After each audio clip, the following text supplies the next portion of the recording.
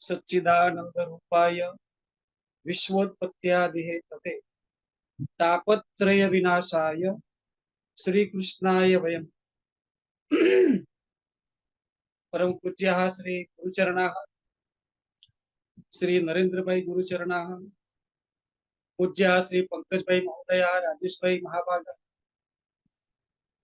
अमृतलाल जी महाभागा अन्य समेपि आभासीय माध्यमेन दृश्यन्तः शृण्वन्तश्च सर्वेपि विद्वांसः मित्राणि च सर्वान् आदौ अभिवादयामि मम प्रणामान् समर्पयामि। अद्य श्रावण मासे शिवरात्रि पर्वणि चतुर्दश्यां वयं रविवासरे उपस्थिताः आभासीय माध्यमेन पौराणिकीं चर्चां कर्तुम् एवं ममापि सौभाग्यमस्ति यत् पूज्यैः राजेश भाई महोदयैः इमे 15 अध्यायाः मह्यं प्रदत्ताः सन्ति। यथा प्राप्त समयेन यत् चिन्तितं तदहं प्रस्तोतुम् इच्छामि। पुराण प्रज्ञा प्रतिष्ठानं द्वारा आयोजितायाम् अस्यां सभायाम् आभासीय इत्याख्यायां सर्वेभ्यो नमः। ऐसे तो हम सबका जो ग्रंथों का आरंभ है वो जिज्ञासा से प्रारंभ, चतुर्विधा भजन्ते मां, उनमें से हम जिज्ञासु की उसमें आते हैं। ये ज्ञान की इच्छा कभी पूर्ण नहीं होती, क्योंकि ज्ञान तो अग्नि, ज्ञानाग्निना, तो ज्ञान अग्नि की आहुति सतत चलती रहती है।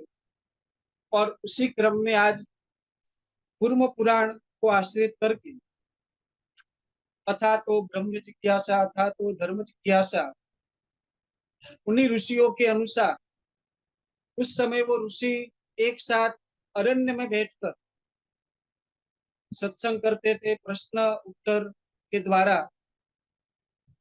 अपनी तपस्याओं के बारे में, संसार के बारे में, ज्ञान विज्ञान के बारे में,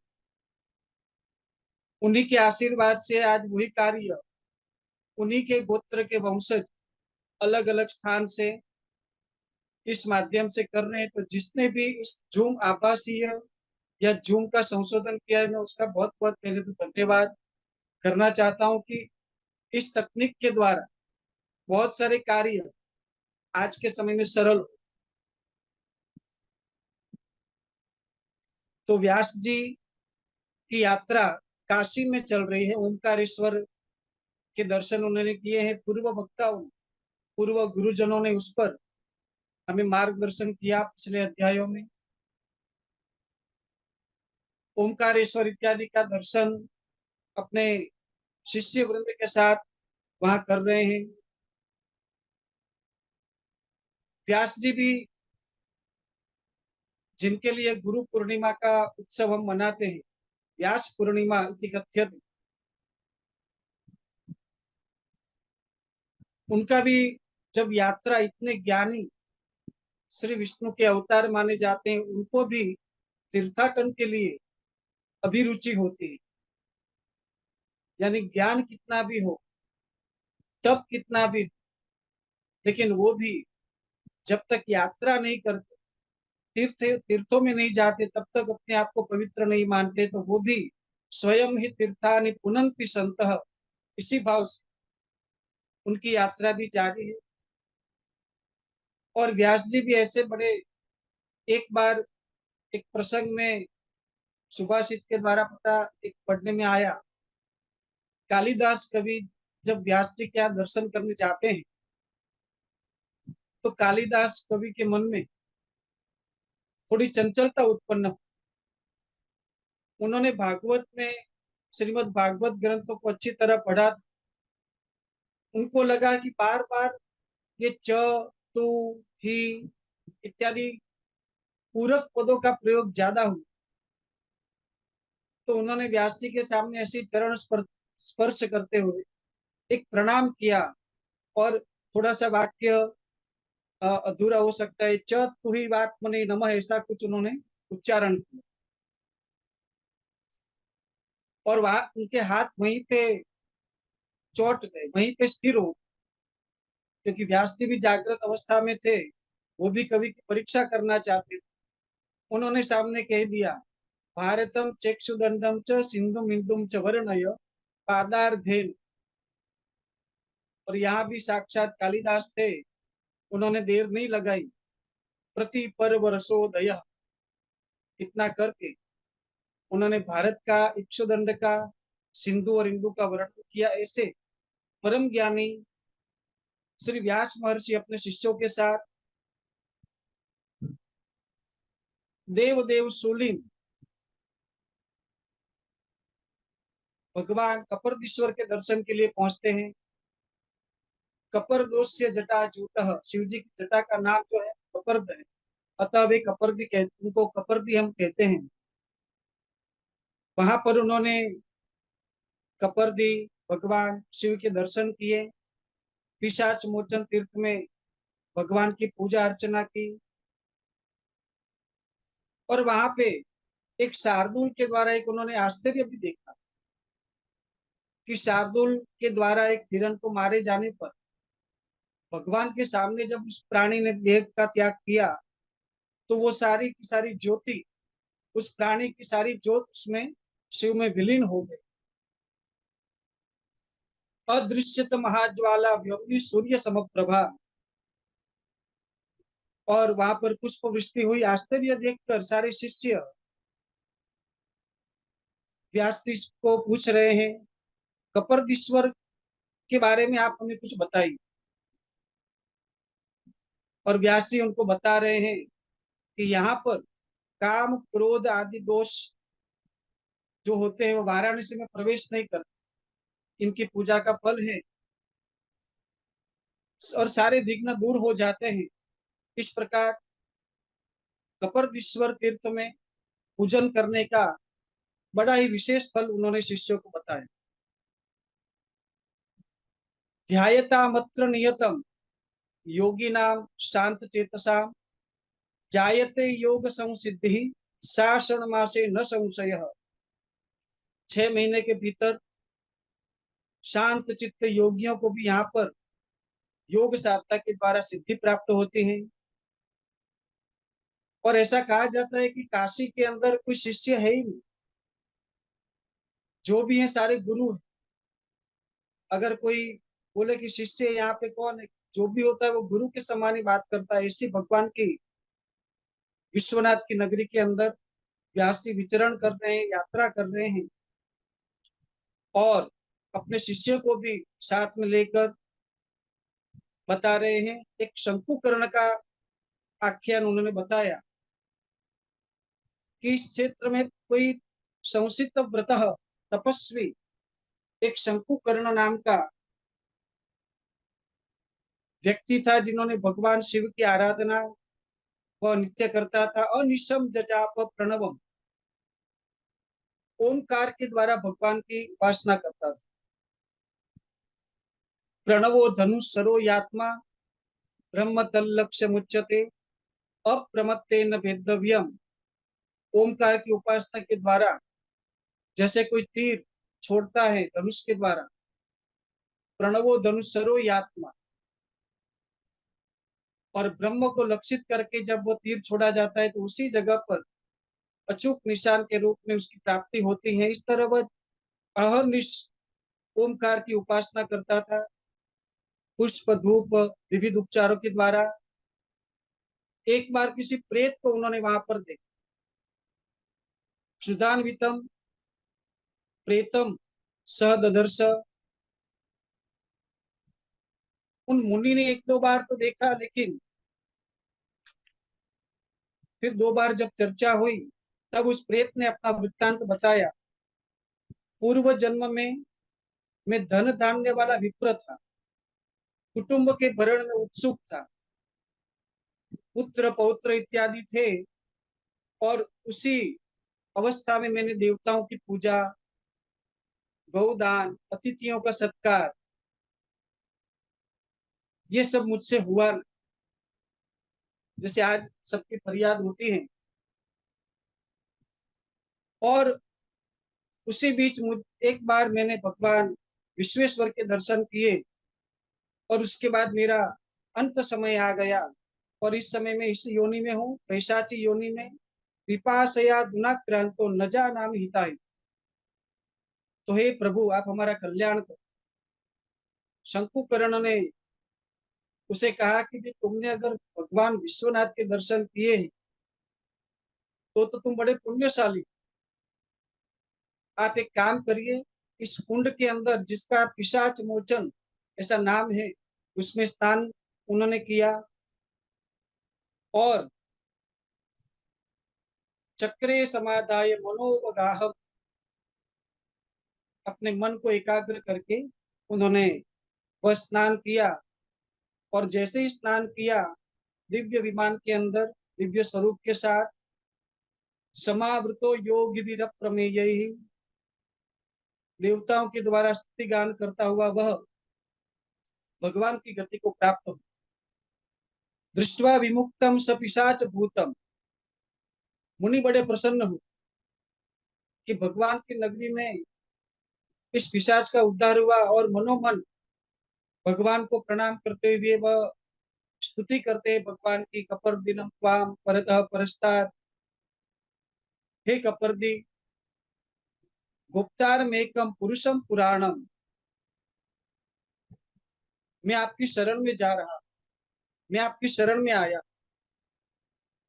प्रजामि रुद्रम शरणम दिविष्ठम, जो ब्रह्ममय है, जो पवित्र है, जो हजारों हाथ सिर युक्त हैं, ऐसे ब्रह्मपार हिरण्य गर्भाधिपति शिव को मैं प्रणाम करता हूँ, जहां से सारी सृष्टि की उत्पत्ति हुई है। येनावृतम सर्वमिदम, जिससे सारा आवृत होकर यह संसार व्याप्त है। यद वेद वादाभिरता देहम, जो वेद के द्वारा भी वर्णित है, ऐसे भगवान का मैं बिना किंको में, हे शिव, मैं आपकी शरण में आया हूँ। और प्रणव का उच्चारण करते करते वह गिर पड़, दंडवत प्रणाम करते हुए वह पपात भूमि। और उसी समय वहां पर भक्त की स्तुति से प्रसन्न होकर कोटि काला निभम लिंग की उत्पत्ति होती है और वह उस भक्त को अपने में समाविष्ट कर लेती है। इस प्रकार कपर्दीश्वर का महात्म्य शिष्य को बताने के बाद कुछ समय कपर्दीश्वर तीर्थ में रुकने के बाद भगवान व्यास मध्यमेश के दर्शन के लिए जाते हैं। वहां पर मंदाकिनी के दर्शन करते हैं। मंद मंद मंकती मंदाकिनी, जिसके किनारे पर ऋषि मुनि अपनी तपस्या कर रहे हैं। सुंदर जल को देखकर भगवान व्यास जी ने भी शिष्यों के साथ वहां पे स्नान विधान के द्वारा पितरों को, देवताओं को अंजलि देने के बाद, क्योंकि जब भी तीर्थ में स्नान करने जाते हैं तो सीधा ही वहां पे डुबकी नहीं लगाते। उसके कुछ जो स्नान के नियम बताए हैं कि वहां पर जाकर पहले उस स्थान देवता को अंजलि दे, नदियों को अंजलि दे, अपने पितरों को भूर पितर स्तुत्यंताम, भूर पितर स्तुत्यंताम, स्नानांग तर्पण वो सब करना चाहिए। अन्यथा वो क्षेत्र में रहने वाले देवता उस स्नान को स्वीकार नहीं करते।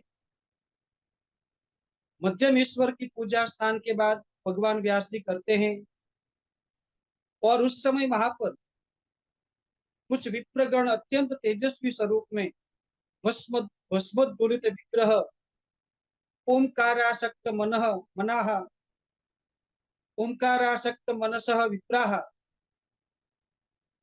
ओंकार की ध्वनि करने से जो चेहरे पर तेज उत्पन्न होता है, शांत भाव प्रकट होता है, शांत रस प्रकट होता है, ऐसा कहा जाता है कि इस दुनिया में सबसे तेज गति वाला कोई व्यक्ति अगर हो तो वो योगी होता है, क्योंकि जिसका मन शांत है उसमें स्फूर्ति और तेज गति उतनी ही ज्यादा होती।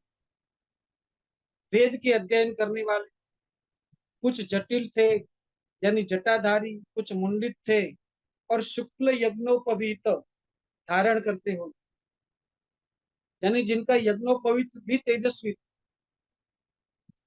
यहाँ पर कहने का तात्पर्य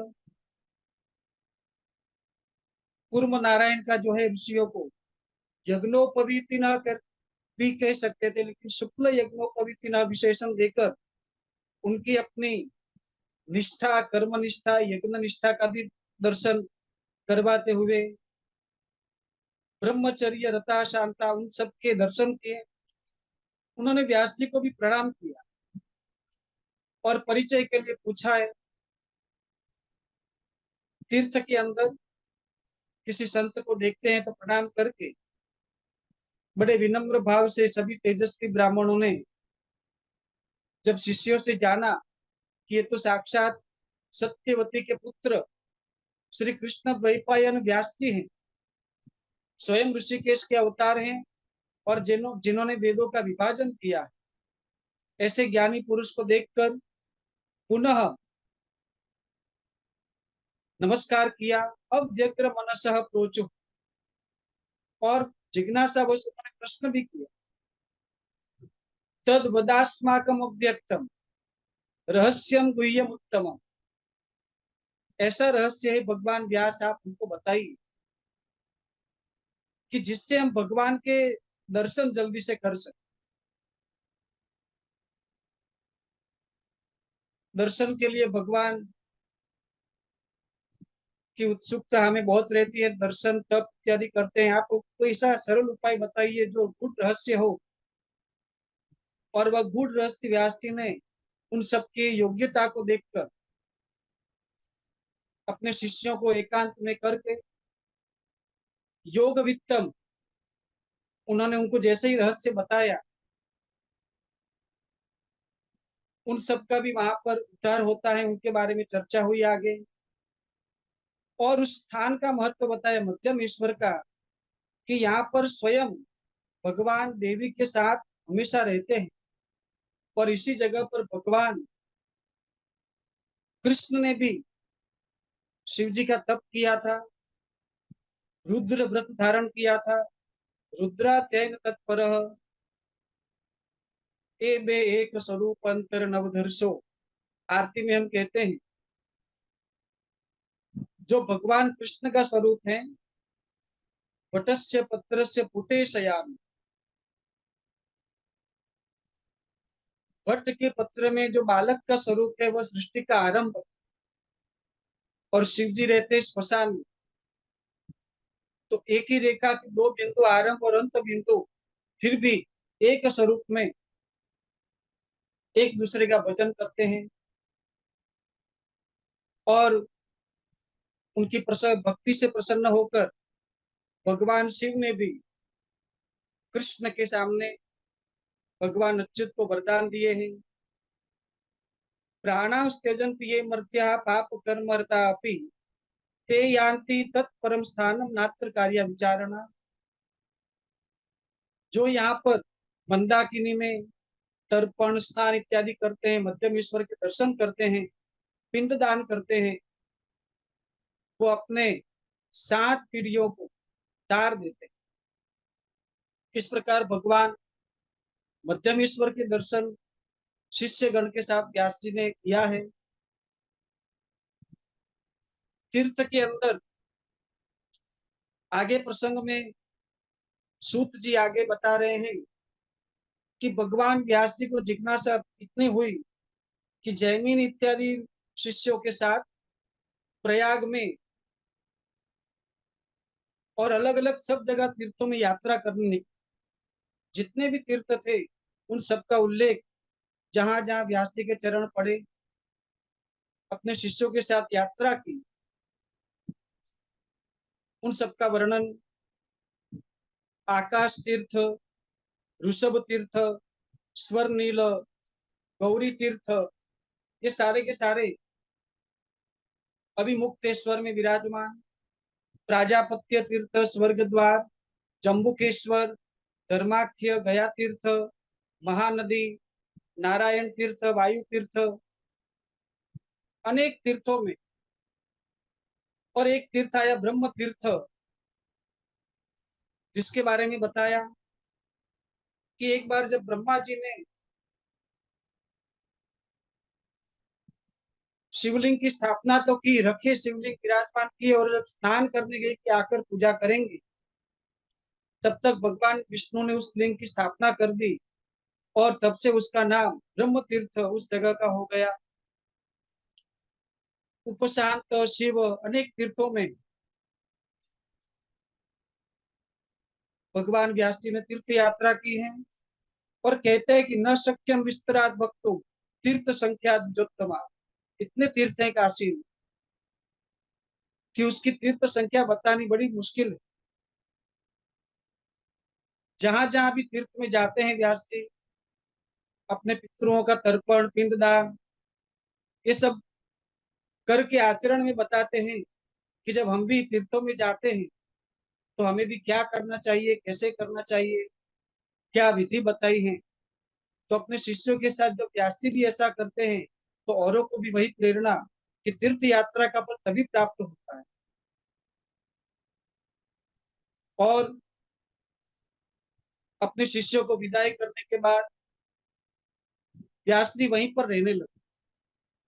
व्यास जी ने वाराणसी में वास किया है, शांत त्रिशवणम स्थानम, सवनम काल, और जितनी बार स्नान करते उतनी बार भगवान की पूजा और भिक्षा मांगकर व्यास जी वहां पर रहने लगे। एक बार उनको किसी कारण से भिक्षा नहीं मिली, तो थोड़ा सा तमह उत्पन्न हुआ, और काशी वासी को उनकी सिद्धियों को दूर करने के लिए श्राप का मन में विचार आया।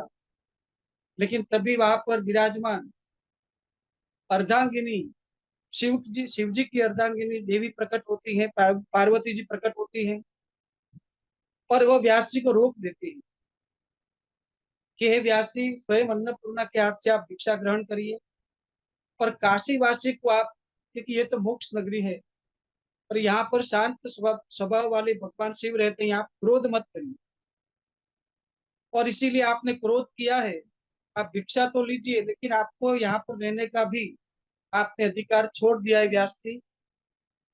और फिर जब व्यास जी को लगा कि देवी ने आज्ञा आज्ञा की है, तो उन्होंने चतुर्दशियाम अथाष्टम्याम 2 दिन प्रवेश की आज्ञा प्राप्त की माता जी से, और काशी में 2 दिन वो दर्शन के लिए आने लगे। ऋषियों ने सूत जी से प्रश्न किया है आगे कि आपने काशी का तो महात्म्य बताया, हम प्रयाग जी का महात्म्य सुनना चाहते हैं। प्रयागस्य महात्म्यम ब्रूहि सुव्रतम, भरद्वाज ऋषि बसे प्रयाग। रामचरितमानस में जब शिव और पार्वती जी दर्शन करने जाते हैं, और भरद्वाज ऋषि से भी वो सत्संग करते हैं, कथा सुनते हैं, तो प्रयाग नहीं सुनते हैं। तो सूत जी उनको आगे की कथा बता रहे हैं कि आपने जो प्रयाग के बारे में जिज्ञासा प्रकट की है, मार्कंडेय मुनि के द्वारा युधिष्ठिर को यह वृत्तांत बताया गया है, वो मैं आपको बताता हूँ। और आगे का प्रसंग बता रहे हैं कि जब युधिष्ठिर महाभारत के युद्ध में सभी कौरवों का विनाश हो गया, अपनी गति को गए कौरव, तब युधिष्ठिर मन में बड़े व्याकुल हुए, और उनकी व्याकुलता उनके चेहरे पर प्रकट हो रही थी। उस समय मार्कंडेय मुनि वहां पर आते हैं, और जैसे ही द्वारपाल से संदेश प्राप्त हुआ, उनका उचित सत्कार किया, सिंहासन पर बिठाया, पाद शौचाटन किया, और मार्कंडेय मुनि समझ गए कि युधिष्ठिर इस समय कुछ चिंता में। और उनके मन का भाव जानकर जब पूछा, तब युधिष्ठिर जी ने बताया कि निहता बहुवो युद्धे, निरपराधी लोग भी तो युद्ध में उनकी हत्या हुई है। तो उस कारणवश ये सारे पाप मुझे लगता है कि मेरे सिर पर है, मैं भी दोष का भागी। तब मार्कंडेय मुनि उपाय पूछने पर बताते हैं कि हे राजन, आपने जो पूछा है उसके लिए मैं आपको एक श्रेष्ठ उपाय बताता हूँ। प्रयाग गमनम श्रेष्ठम, आप प्रयाग नगरी को जाइए, वहां पर तीर्थ में, प्रयाग में आप तीर्थ यात्रा करिए, क्योंकि वहां पर रुद्र, ब्रह्मा, सारे देवता वहीं पर विराजमान। युधिष्ठिर ने भी जिज्ञासा प्रकट की और भगवान मार्कंडेय मुनि के बुखार विद से जिज्ञासा प्रकट की कि आप उसका महात्म्य बताइए। और ये बता रहे हैं कि ब्रह्मादि देव भी उसकी रक्षा करते हैं। बहुत सारे तीर्थ हैं, कथितुम नैव शक्नोमि, 60,000 धनुष्य गंगा की रक्षा करते हैं। सविता सप्तवाहन यमुना जी की रक्षा हमेशा सूर्य नारायण करते हैं। और प्रयाग में तो विशेष रूप से इंद्र निवास करते हैं। उस मंडल की हमेशा भगवान विष्णु रक्षा करते हैं। उस जगह पर जो अक्षय वट है, शूलपाणी महादेव, उसकी रक्षा करते हैं। और जो लोग दर्शन करने जाते हैं उन सबकी भी रक्षा भी देव सब करते हैं। तो जिसका ऐसे ही तीर्थ का स्मरण मात्र से भी हमारे सारे पाप नष्ट हो जाते हैं। मृत्तिका लंपनात् पापी, तीर्थ का नाम संकीर्तन से भी आपको पुण्य मिलेगा। योजना नाम सहस्त्रेषु गंगा स्मरत स्मरते नरः, उसको भी उत्तम गति प्राप्त होती है। और जो जो प्रयाग में, गंगा जी में, यमुना जी में दर्शन करते हैं, प्रयागम स्मरमाणस्तु, उसको याद करते भी प्राण का त्याग करता है तो उसको भी ब्रह्म लोक की प्राप्ति होती है। और अंत समय में जब उसका दूसरा जन्म भी जब वो ग्रहण करते हैं कर्मवश, तो वो भी श्रेष्ठ उसका जन्म दूसरा होता है। गंगा यमुनयोर मध्य यस्तु ग्रामम प्रयच्छति।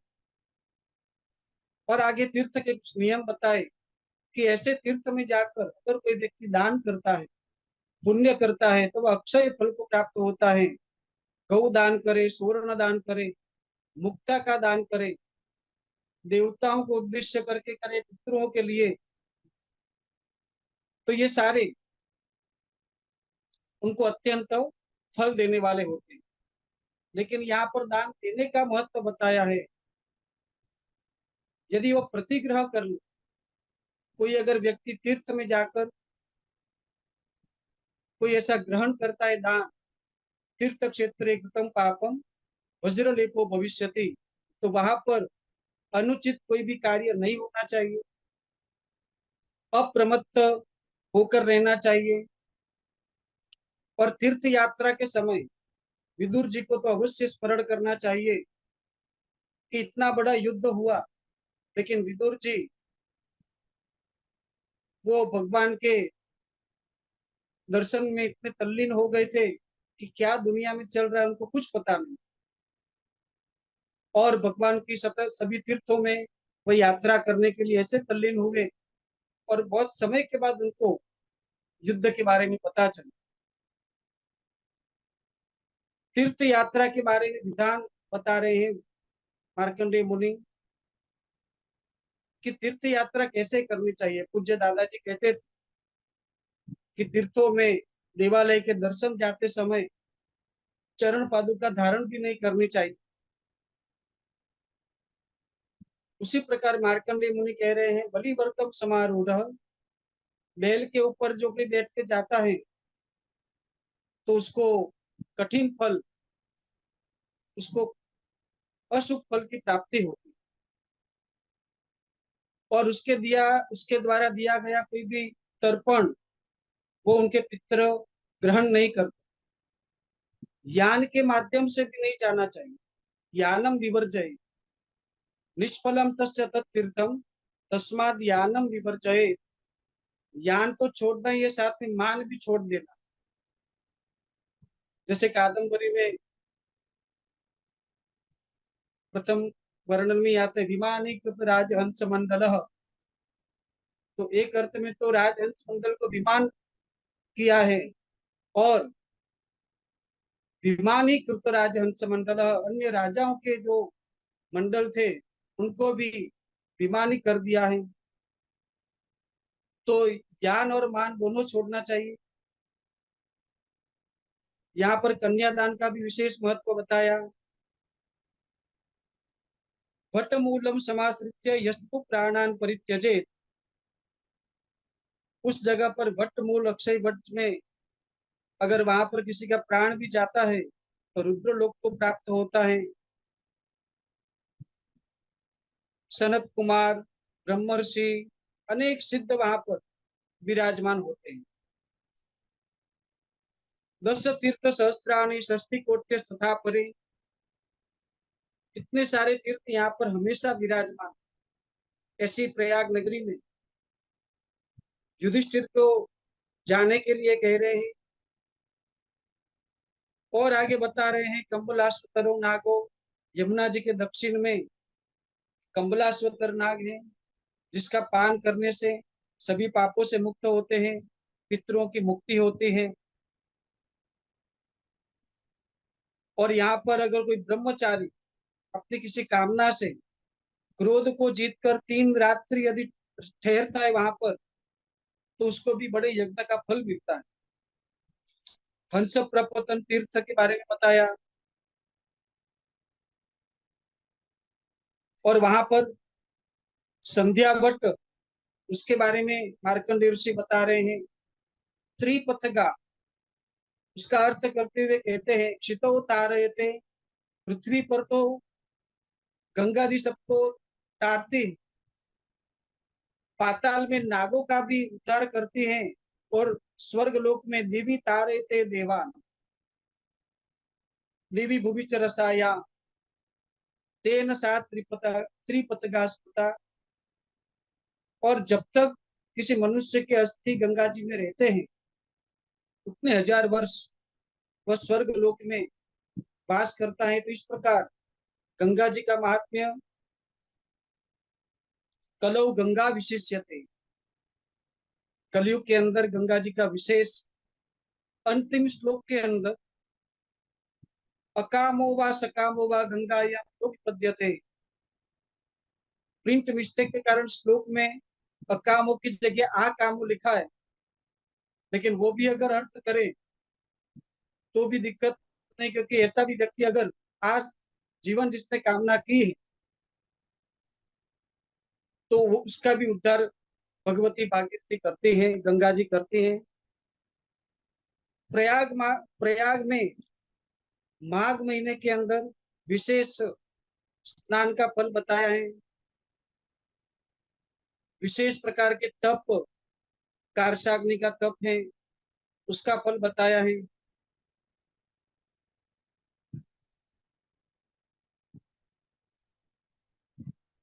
इस प्रकार प्रयागराज में जो जाकर बसते हैं, तीर्थ यात्रा करते हैं, जप तप करते हैं, उनके सारे पाप नष्ट हो जाते हैं। एक रात्रो शीतस्नात्वा ऋणैस्तत्र प्रमुच्यते। किसी भी प्रकार के जो ऋण होते हैं वो सारे नष्ट हो जाते हैं। फिर आगे के अध्याय इनकी यात्रा चल रही है। प्रयाग का महात्म्य और यमुना जी के बारे में महर्षि मार्कंडेय युधिष्ठिर जी को बता रहे हैं। जिस मार्ग से गंगा जी आती हैं उसी मार्ग से यमुना जी भी आ रही हैं, और यमुना जी की रक्षा जैसे आगे बताया भगवान सूर्य नारायण स्वयं करते हैं। तपन तनया,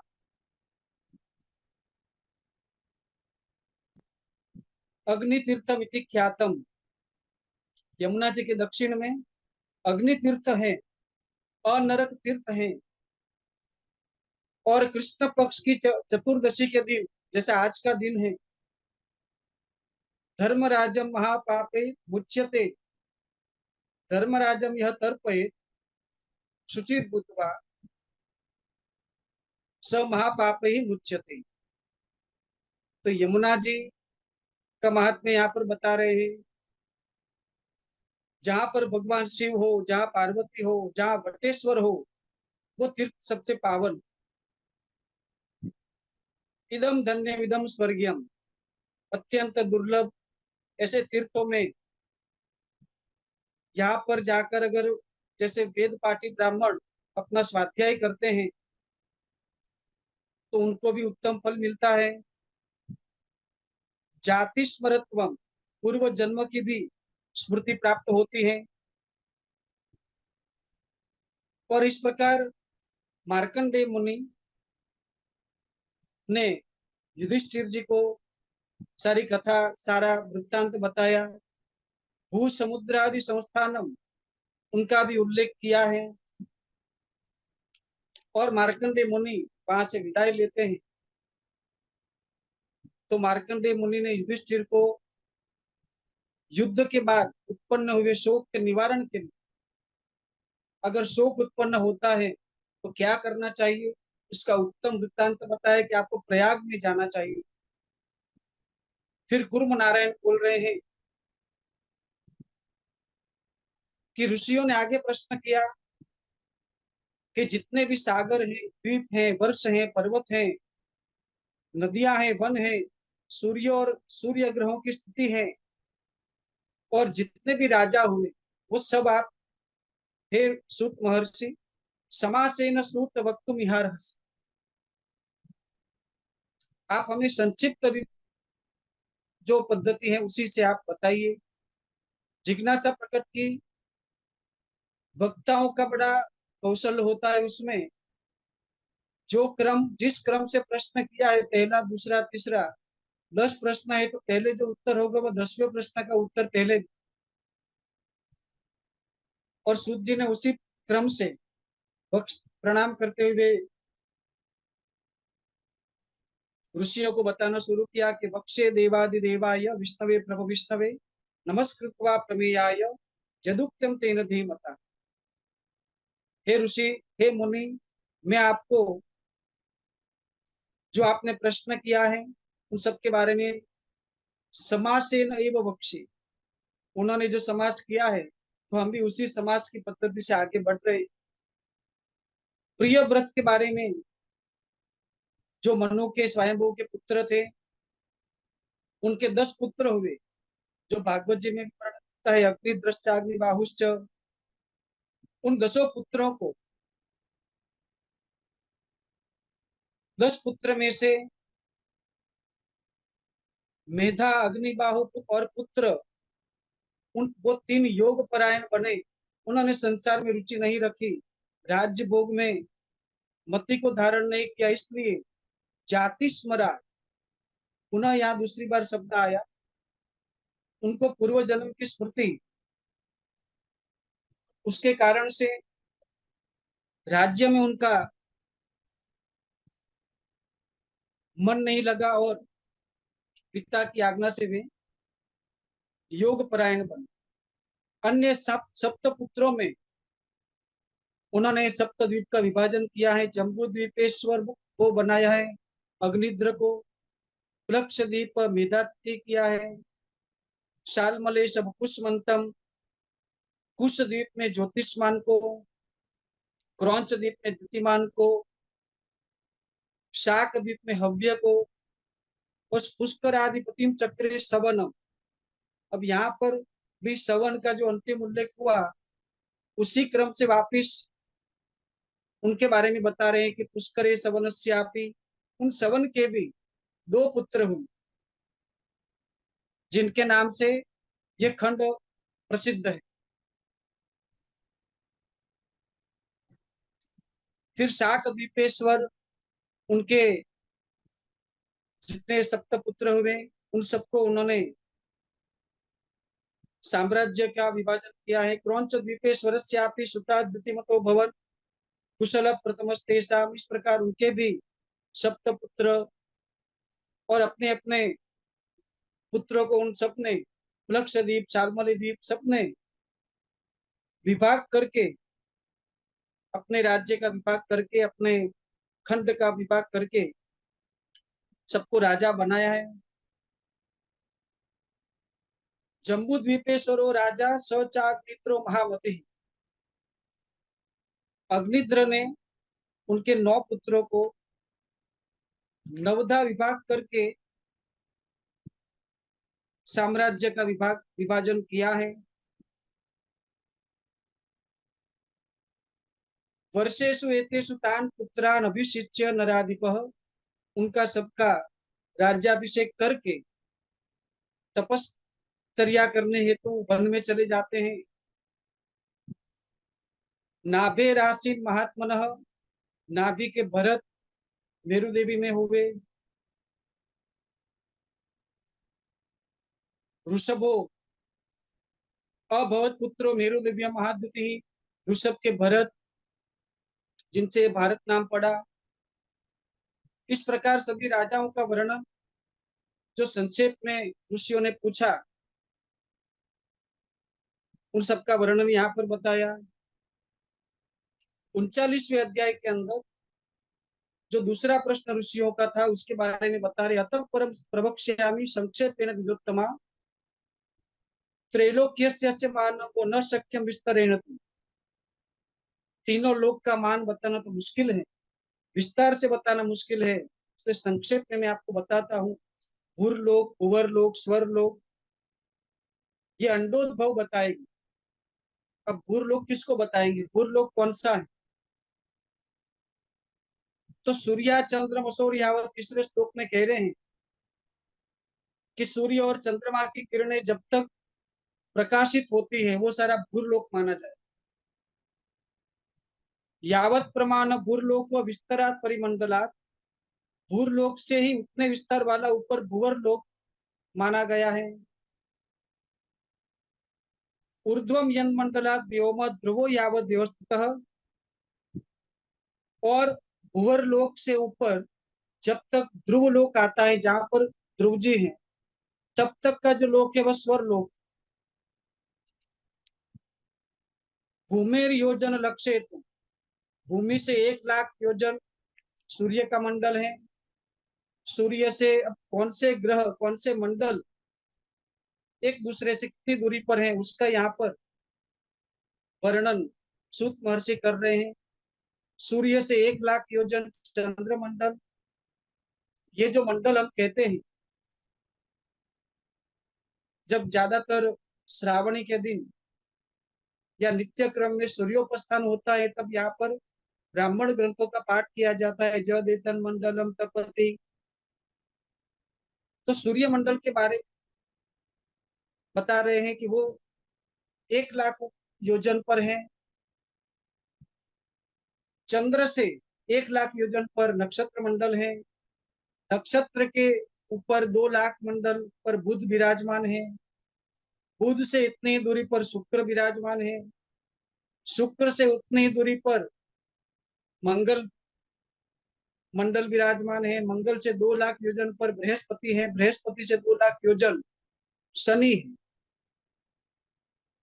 और ग्रह मंडल से लाख योजन दूर सप्तर्षि मंडल प्रकाशित हो रहा है। इस तरह ज्योतिष चक्र का स्वरूप यहाँ पर बताया। 9 योजन सहस्रो।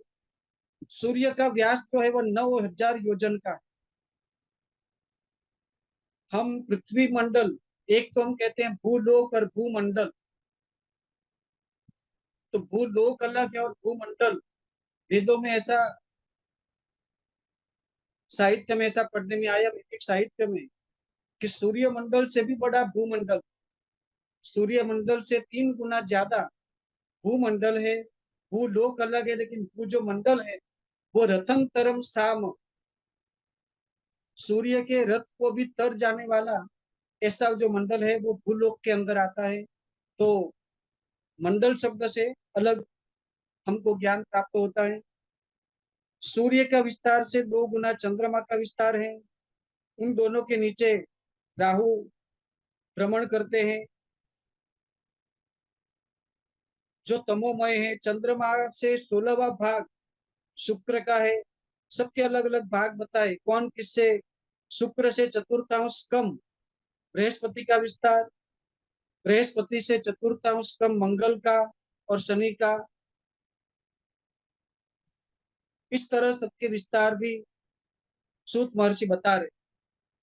जो तारा और नक्षत्र रूप है उन सबके बारे में कुछ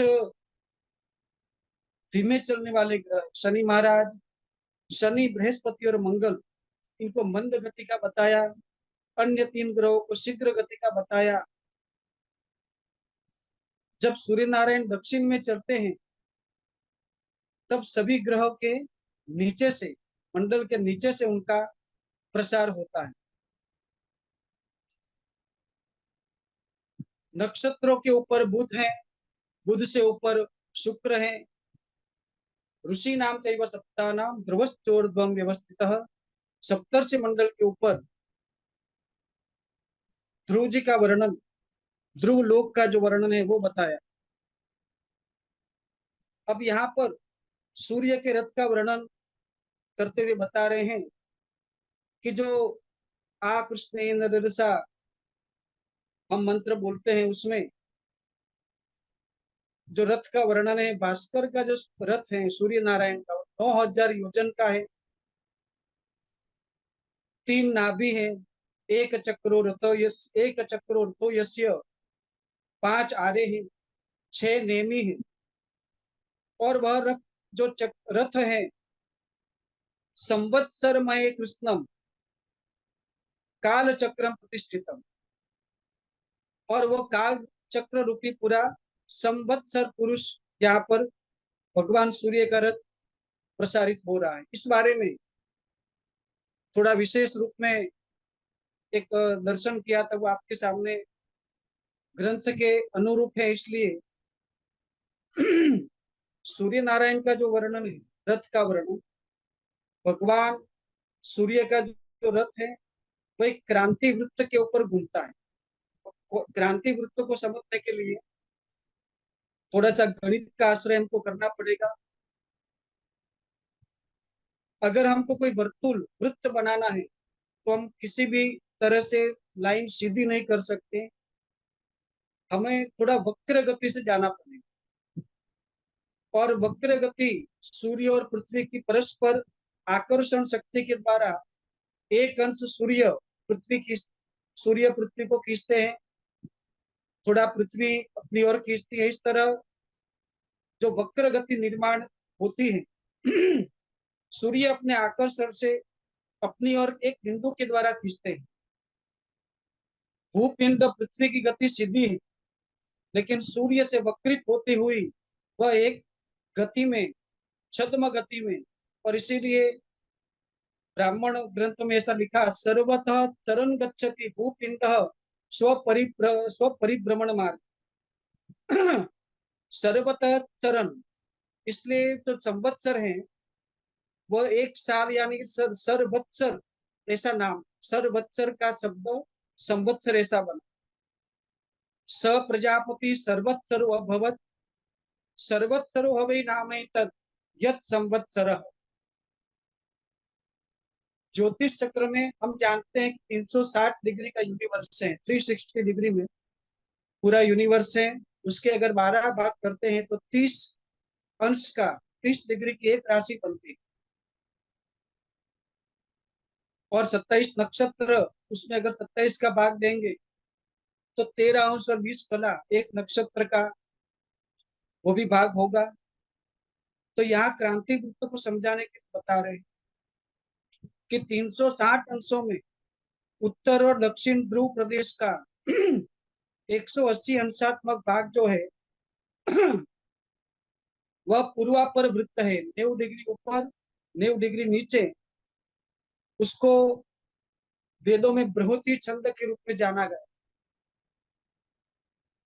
और उसी को खगोल वाले विषुवत वृत्त के नाम से जानते हैं, कर्क वृत्त और विषुवत।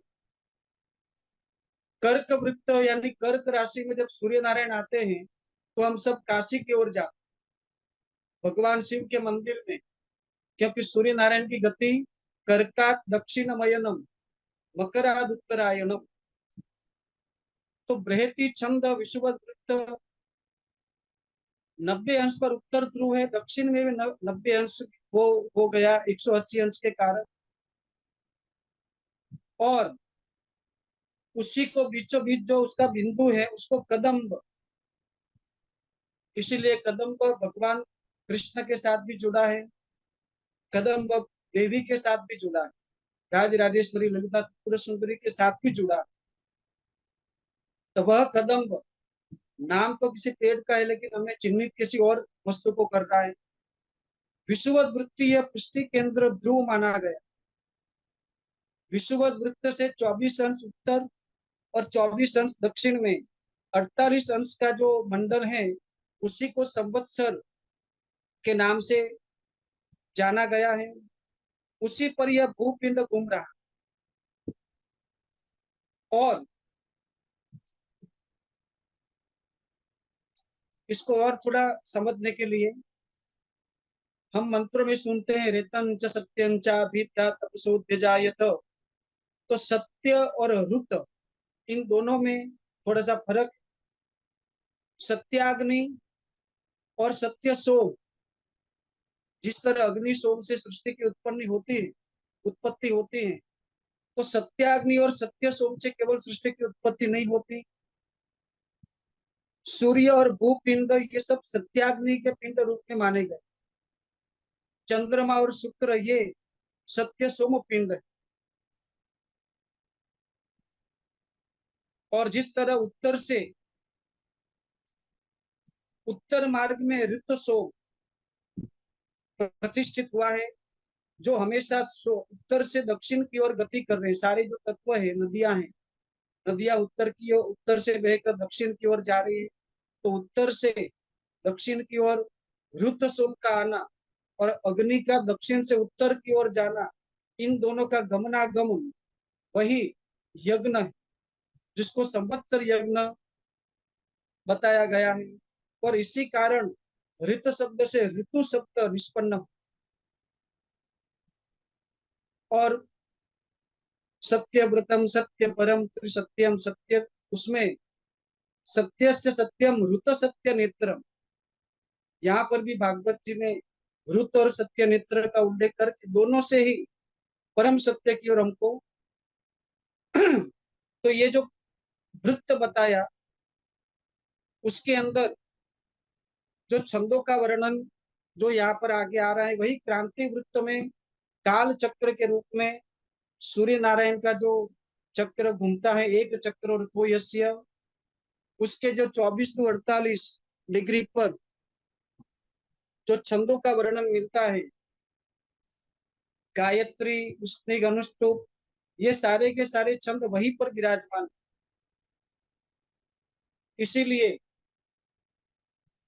उष्णिक छंद में से जब उनकी गति होती है तब गर्मी ज्यादा होती है।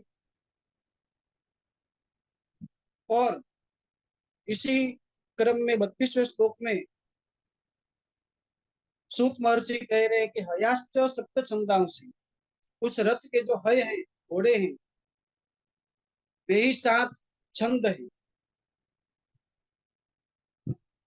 और ये 7 छंद जो है क्रांति वृत्त के अंदर जो भगवान सूर्य का रथ भूपिंड को अपने आकर्षित करता हुआ 1 साल के भीतर जो घूमता है, उसमें से जो ऋतु उत्पन्न होती है,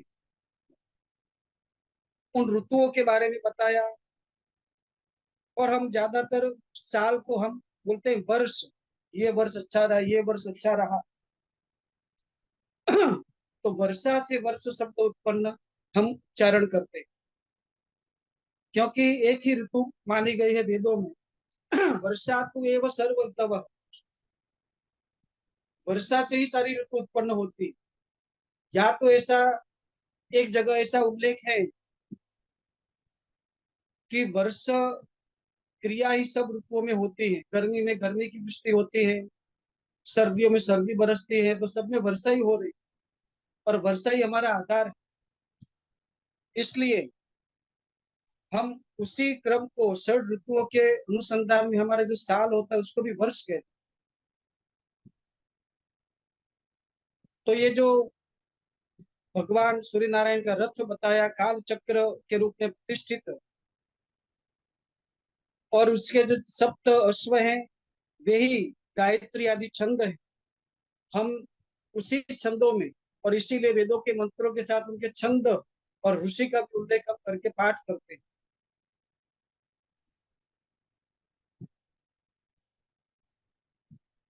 सूर्य नारायण के रथ के वर्णन के बाद अलग अलग नगरी, माहेंद्री पुरी, यम की पुरी, सबका वर्णन कि यहाँ पर जब सूर्य नारायण आते हैं, उनका रथ आता है तो क्या स्थिति होती। कुलाल चक्र पर्यंतो भ्रमण यथेश्वर करोत्यस्तथा रात्रन विमुंचन मेदिनीम द्विजा। कुलाल चक्र की भांति घूमते हुए हमको दिन और रात्रि ये सब ध्यान में आते हैं। और नैवास्तमनर्कस्य नोदय सर्वदा सतः उदयास्तमनम चैव दर्शना दर्शनम रवि। वायु पुराण कहता है कि सूर्य का उदित होना अस्त होना ऐसा कुछ नहीं, उदयास्तमनम चैव दर्शना दर्शनम रवे है।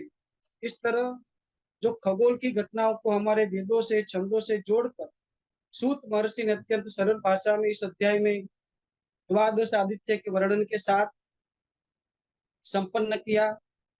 और आगे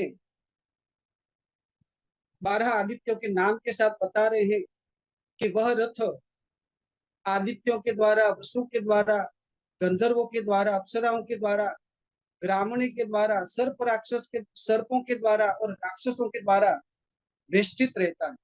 अकेले सूर्य नारायण रथ पर विचरण नहीं करते। दातार यमात मित्र ऐसे 12 आदित्य बताए, पुलस्त्यादि ऋषि बताए। जब सप्त ऋषियों के बाद रथ कृच रथो जाश्च, ये 12 प्रकार के ग्रामीण देवताओं का उल्लेख किया, उनकी रश्मियों का वर्णन किया।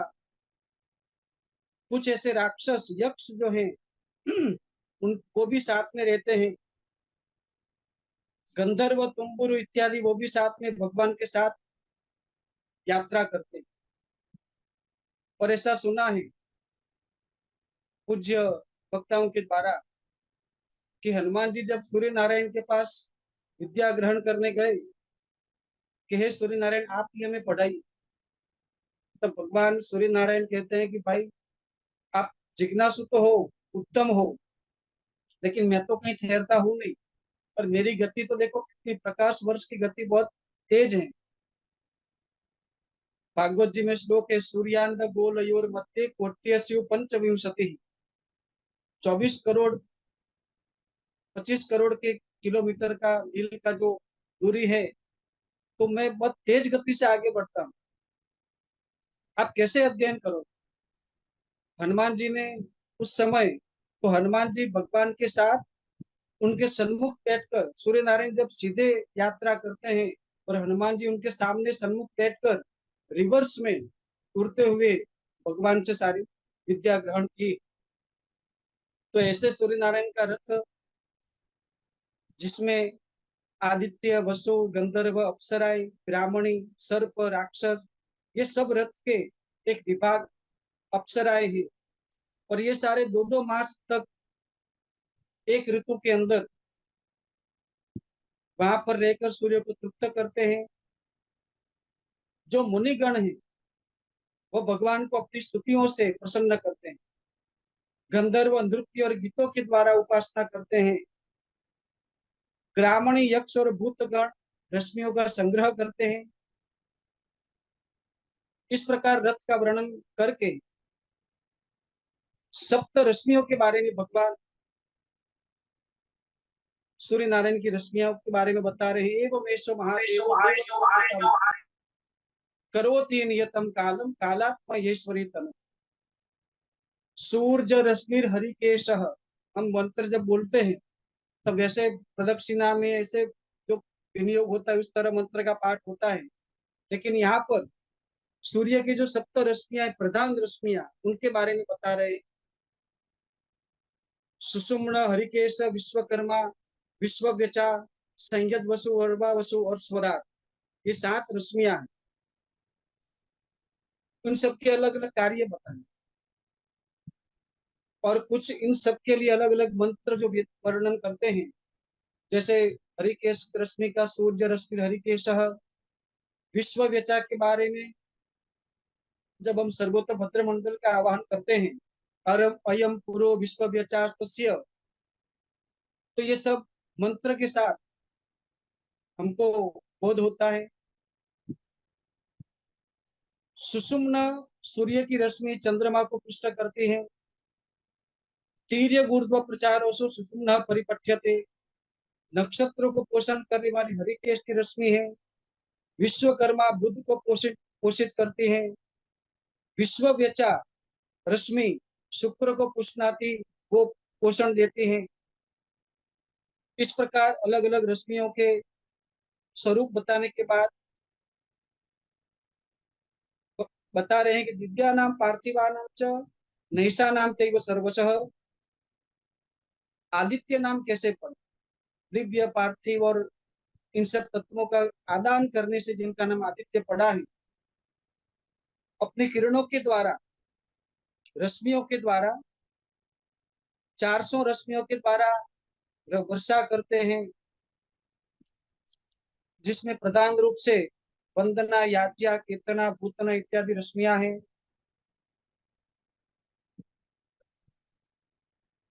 300 रश्मियों के द्वारा शीत का सर्जन करते हैं और समम विवर्तिता विश्व मनुष्य पितृदेवता सबको धारण करते हैं। वसंत ग्रीष्म ग्रीष्म में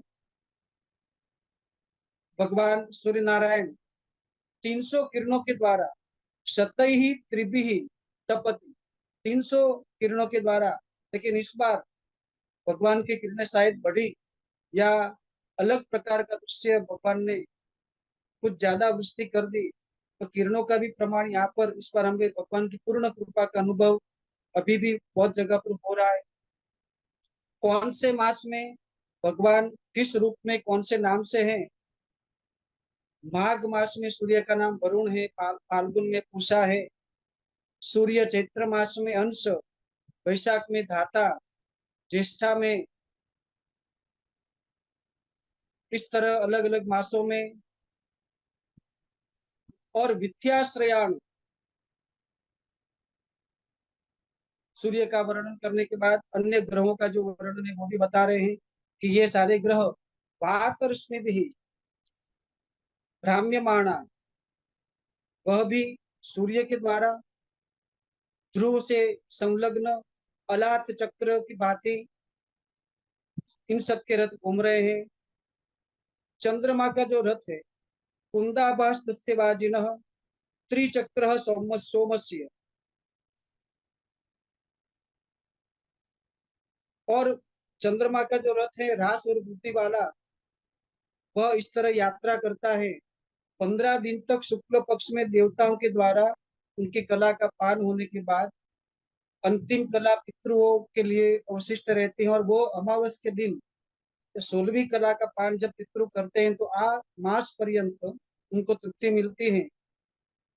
इस प्रकार चंद्रमा का भी वर्णन, और सोम से ही, सूर्य से ही चंद्रमा आदि सब प्रकाशित है।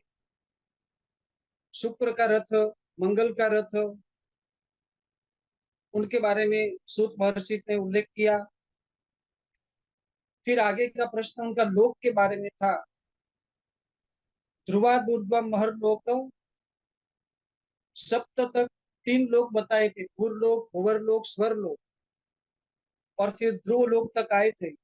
अब आगे बता रहे हैं कि ध्रुव से ऊपर महर लोक है, 40 योजन वाला है, जहां पर कल्पाधिकारी द्विज पुंगव यहाँ पर निवास करते हैं। जनलोक से ऊपर, महर लोक से ऊपर जनलोक है, सनंदा सनंदनादि वहां पर ब्रह्मा जी के पुत्र वो निवास करते हैं। उसके ऊपर 3 करोड़ योजन तपोलोक है। दाह विवर्जित बहिराज नाम के देव वो विराजमान है वहां पर। और सत्यलोक के अंदर ब्रह्मा जी हैं। तत्र गत्वा न शोचंती, उस जगह पर जाकर किसी को शोक नहीं होता। उस वहां पर भगवान नारायण का सुंदर भवन है। तत्र भगवान शेते, तत्र यह गच्छति सब पुनरावृत्ति वर्जित भवति, उसकी आवृत्ति इस जन्म में या पुनः पुनः नहीं हो। पुनरपि जननम पुनरपि मरणम न भवति। वहीं सन्मुख में भगवान शिव जी का भी भवन है जहाँ पर देवी विराजमान है।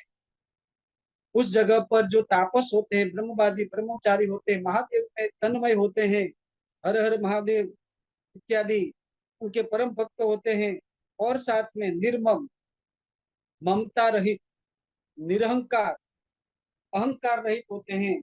वह सब ऐसे ब्राह्मणों से युक्त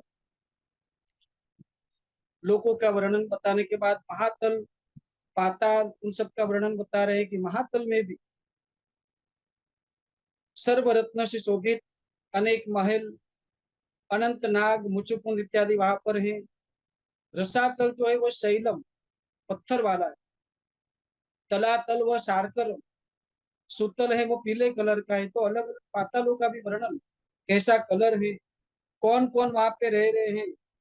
रसातल में गरुड़, वासुकी नाग वो रहते हैं। तलातल में विरोचन, हिरण्याक्ष, तक्षक वगैरह इन सब का वर्णन बताते हुए महाद्वीप की ओर बढ़ते हुए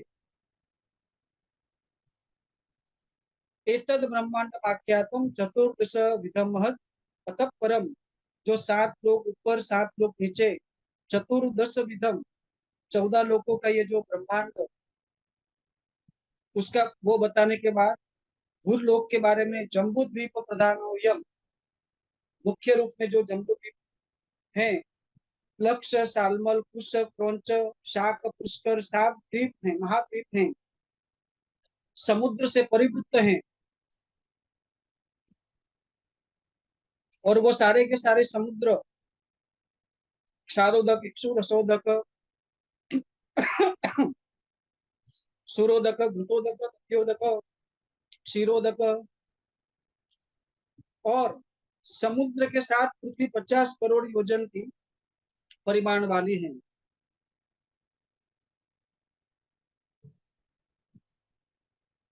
उस जम्बू द्वीप के ऊपर महामेरु पर्वत,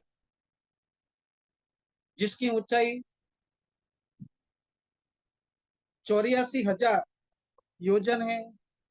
नीचे का जो भाग है वह मूल प्रदेश 16 योजन का है।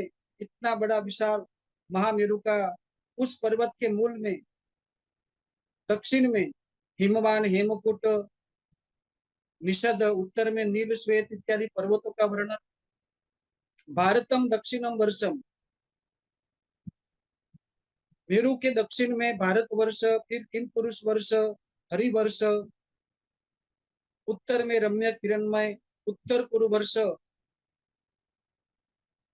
उन सब में हर पर्वत 9,000 योजन का। इस तरह सबके पूरे मेरु का वर्णन, मेरु के आसपास में जो जो अन्य पर्वत हैं, इलावृत्त खंड इत्यादि का वर्णन बताया।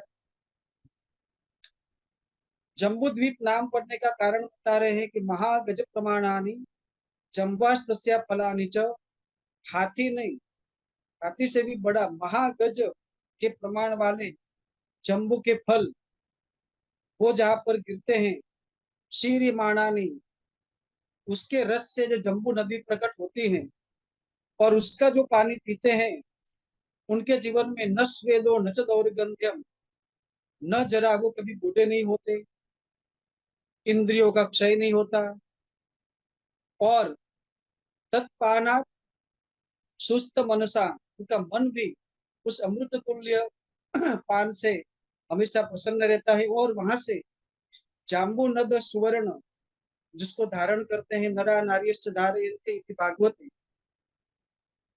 मेरु के पूर्व में भद्राश्व, पश्चिम में केतुमाल, ऐसे खंड हैं। दोनों के बीच में इलावृत्त खंड है।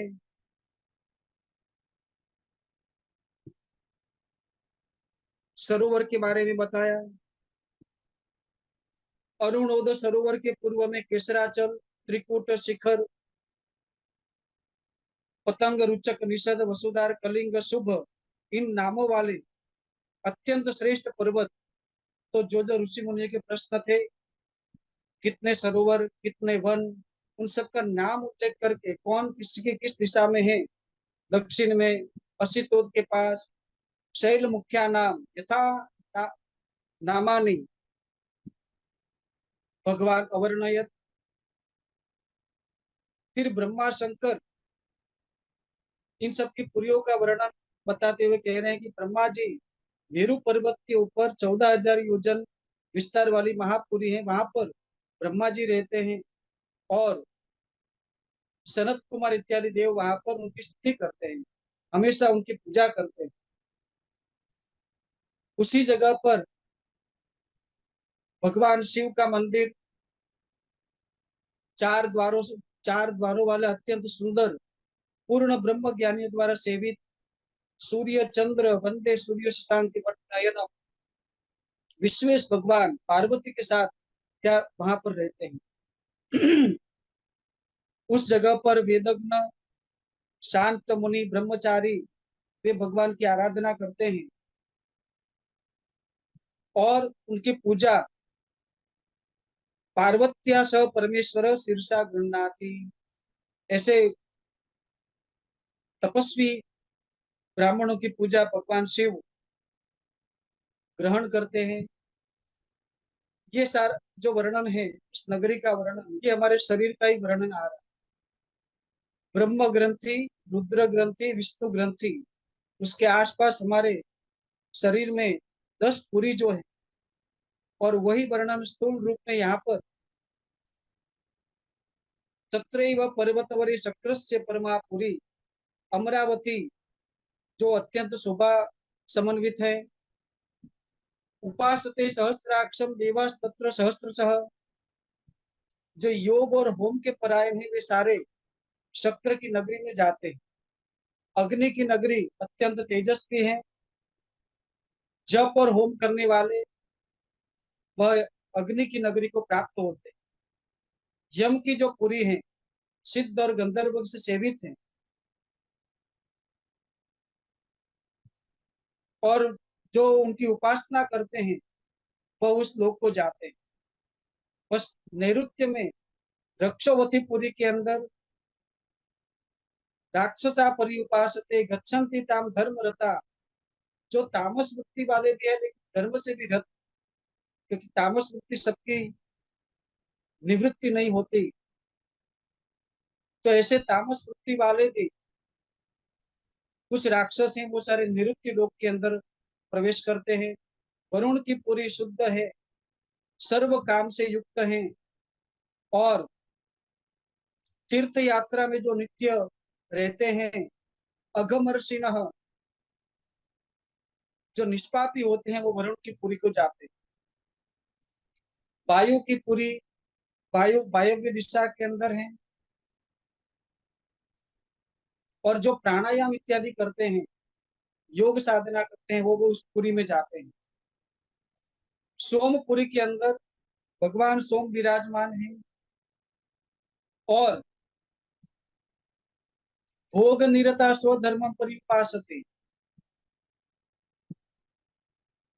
जो भोग भी करते हैं और योग भी करते हैं, धर्म की भी उपासना करते हैं, ऐसे लोग सोम की नगरी को प्राप्त होते हैं।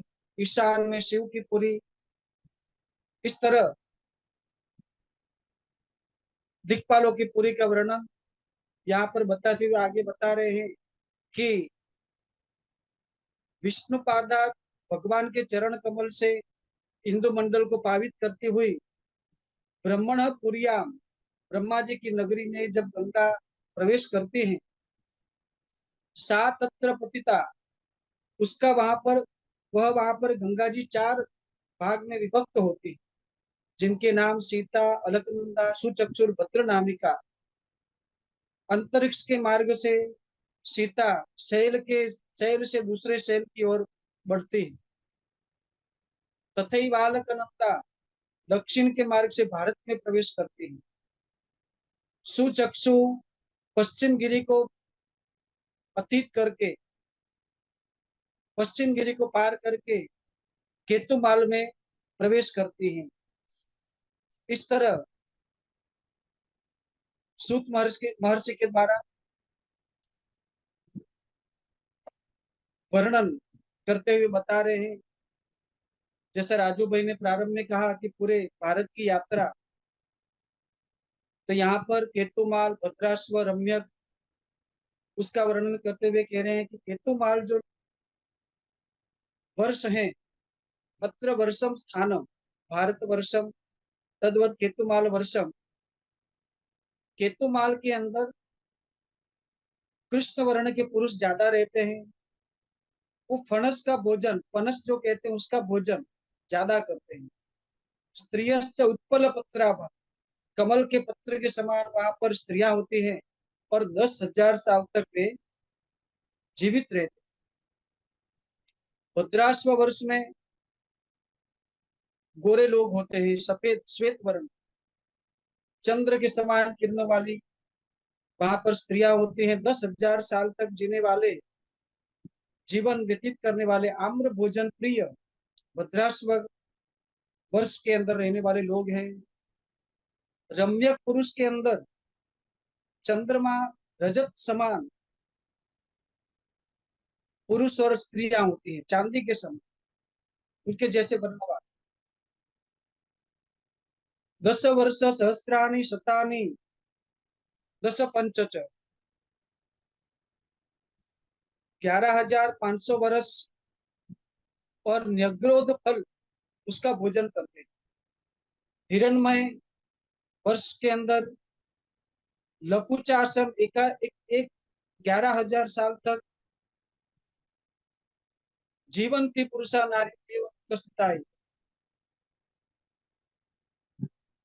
कुरु वर्ष के अंदर श्याम अंग वाले पुरुष और स्त्रियां हैं, क्षीर भोजन प्रिय है, और वह चंद्रद्वीप में हमेशा शिव जी की पूजा करते हैं। कुछ प्लक्ष का भोजन करते हैं जो ब्रह्मा जी की पूजा करते हैं। और हरिवर्ष के अंदर महारजत यानी सुवर्ण के समान 10,000 साल तक रहने वाले इक्षु का रस प्रिय हो जिनको, ऐसे विश्व विश्व योनि भगवान विष्णु की आराधना करते हैं, जिनका भवन 4 द्वार वाला, अत्यंत सुंदर तोरण वाला, दुर्गम, दुराधर्ष, अनेक स्तंभों से युक्त, हेम सोपान संयुक्तम, ऐसे दिव्य हरिवर्ष में भगवान का वर्णन बताया। फिर आता है भारत का वर्णन।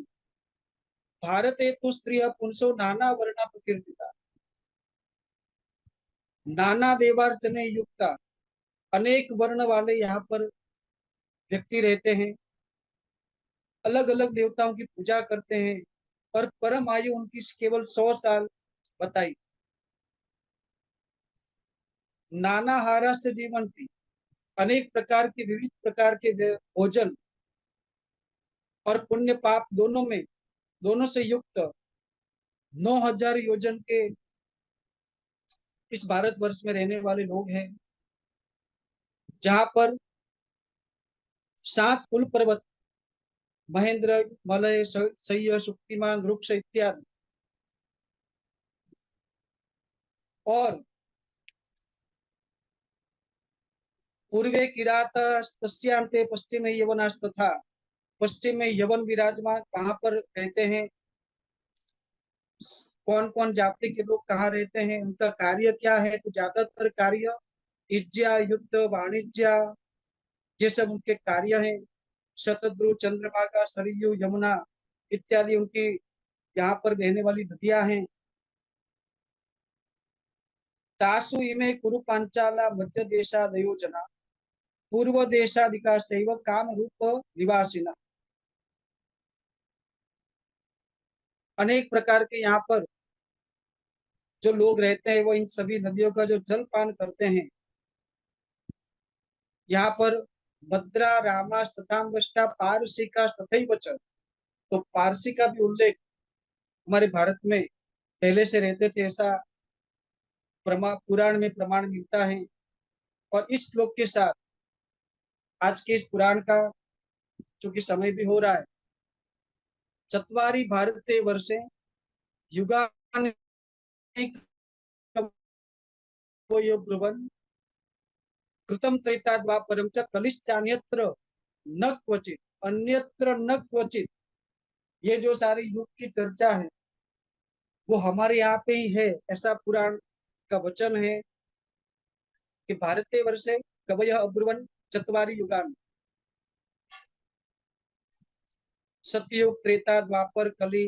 ये सारे योग अन्य जगह पर तो दूसरे वर्ष है, उस जगह पर नहीं है, लेकिन यहाँ पर इन वर्षों में भारत वर्ष में देखा जाता है, यानी कम पुरुषाद्यानि वर्षानिष्ट महर्षय न तेषु शोको नायासो नोद्वेगः क्षुद् भयं न च। अन्य जगह पर सारे स्वस्थ हैं, निरातंक हैं, सर्व दुख विवर्जित हैं, स्थिर यौवन वाले। और हमको यहाँ पर याति क्षयम यौवनम, अनेक प्रकार के शोक इत्यादि सब, लेकिन साथ में परमात्मा ने कृपा भी की है। तो इस प्रकार सूर्य रथ, सप्तलोक, द्रुपों के बारे में सूत महर्षि ने ऋषि मुनियों के साथ सत्संग किया, उनको बताया। और हम सबको भी प्रेरणा मिली कि तीर्थ यात्रा के अंदर कैसी तीर्थ यात्रा होनी चाहिए, काशी का क्या महात्म्य है, प्रयाग जी का क्या महात्म्य है, एक ग्रह दूसरे ग्रह से कितनी दूरी पर, वैज्ञानिक आधार के साथ प्रमाण। और जो क्रांति वृत्त का माप बताया,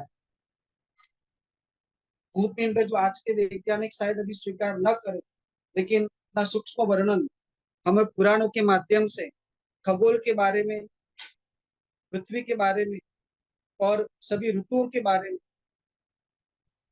जितना इन अध्यायों का चिंतन करते हुए मुझे प्रकट हुआ, पूज्य गुरु जी के चरणों में प्रणाम करते हुए, आप सभी विद्वत जनों को प्रणाम करते हुए, आभासीय माध्यम से सुनने वाले देखने वाले सभी विद्वत जनों को भी प्रणाम करते हुए,